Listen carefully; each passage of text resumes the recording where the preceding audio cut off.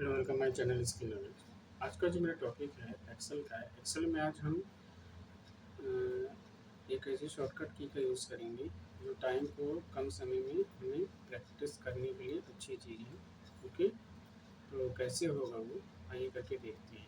Okay, तो सबसे पहले क्या है, शॉर्टकट की से ही हम करेंगे उस चीज़ को। तो कैसे होगा कि करना क्या है हमें, सबसे पहले मैंने इसको सेलेक्ट किया। मुझे करना क्या है कि इसे बॉर्डर लगाना है, तो हमने शॉर्टकट से तो हम क्या करेंगे अल्ट एच बी ए। ओके, बॉर्डर लग गया।